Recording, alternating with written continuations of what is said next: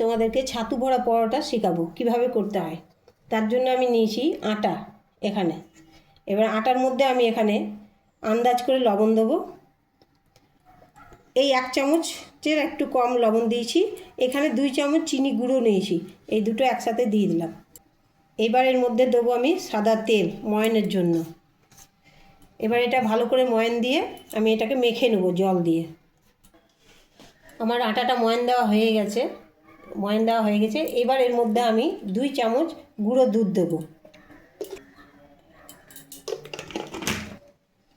2 চামচ ছাতু দিলাম, ছোলার ছাতু। এবার এটাকে আমি আবার মিশিয়ে নেব ভালো করে। মেশানো হয়ে গেলে এবার আমি এটাকে জল দিয়ে মাখবো। এবার জল দিয়ে এটাকে আমি মেখে নেব।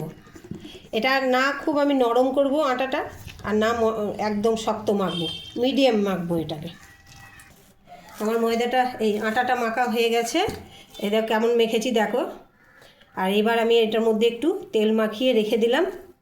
এবার আমি ছাতুর পুরটা তৈরি করব, সেটা তোমাদেরকে দেখাবো। এই দেখো, এইভাবে আটাটা মেখে রেখে দিলাম। খুব নরমও করিনি, আবার খুব শক্তও করিনি। এটা থাক আধ ঘন্টা। এবার আমি ছাতুর পুরটা রেডি করব। পরোটাতে যে ছাতুর পুরটা করব, দেখো আমি তার জন্য কী কী নিয়েছি। কাঁচা লঙ্কা কুচো নিয়েছি, কারণ কাঁচা লঙ্কা কুচো দিলে মুখের মধ্যে যখন পড়বে ওর স্বাদটাই আলাদা লাগবে, সেই জন্য আমি কাঁচা লঙ্কা দিয়েছি, লঙ্কা গুঁড়ি দিইনি। এখানে আছে ভাজা মশলা, বাড়ির তৈরি জিরে ধনে লঙ্কা ভেজে গুঁড়ি করে রেখেছি। এখানে আছে বিট লবণ 1/2 চামচ, এই চামচে 1/2 চামচ। এখানে আছে 1 চামচ চিনি, এই যে এই চামচটা দেখছো, এই চামচে 1 চামচ চিনি। এগুলো সব একসাথে আমি। এখানে আছে হিং, এই হিংটা দিয়েছি 2 চিমটি। এবার তোমরা এটা দিতেও পারো না দিতেও পারো, সব একসাথে দিয়ে দিলাম। এর মধ্যে এবার দেবো আমি আচারের তেল আর মশলা। আচারটা দেবো না, আচারটা ফেলে দেবো।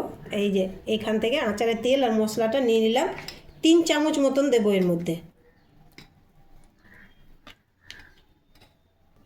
এর মধ্যে সব কিছু দেওয়া হয়ে গেছে। এই 3 চামচ আচারের তেল দিলাম আর মশলা সমেত।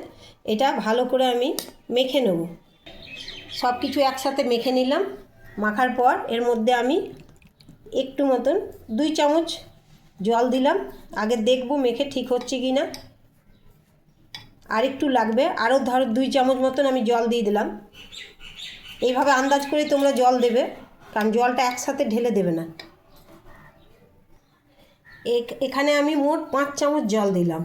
জল দেওয়ার হচ্ছে এই জন্য যে জল না দিলে এই জিনিসটা যদি খুব শুকনো থাকে, রুটিটা থেকে পরোটাটা থেকে বেলতে গেলে ফেটে পড়ে যাবে, ফেটে বেরিয়ে গেলে তখন খারাপ হয়ে যাবে। ওই জন্য এই জলটা দিলে এই যে এইভাবে তোমরা মেখে নেবে জল দিয়ে। জলটা দিলে কি হবে, এটা আর ফাটবে না পরোটাটা। এই দেখো মুঠো মুঠো করা যাচ্ছে, এইভাবে ছাতুটা মেখে নেবে। এই ময়দাটা থেকে একটা লেচি কেটে নিলাম, এরকম সাইজের একটা করে এইভাবে হাত দিয়ে ঘুরিয়ে ঘুরিয়ে নেবে। এইবার ছাতুর একটা পুর এখানে ভরে দিলাম, ভরে দিয়ে মুখটাকে এইভাবে বন্ধ করে দেবে। এর মধ্যে একটু তেল লাগিয়ে আমি এটা বেলে নেব। হাত দিয়ে প্রথমে চেপে নেবে, তাহলে ফাটার ভয় থাকবে না। হাত দিয়ে চেপে নিলাম।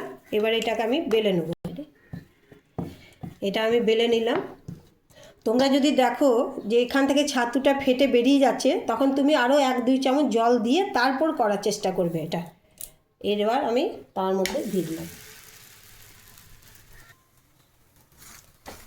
এর মধ্যে একটু তেল দিয়ে দিলাম।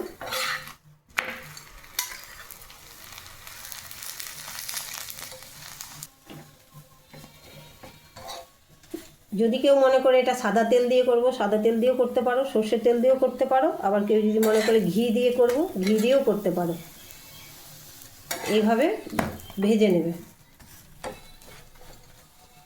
এইভাবে আমি সব পরোটাগুলো করে নেব। তোমাদের যদি এটা ভালো লেগে থাকে তাহলে একটা লাইক কমেন্ট শেয়ার করতে ভুলবে না।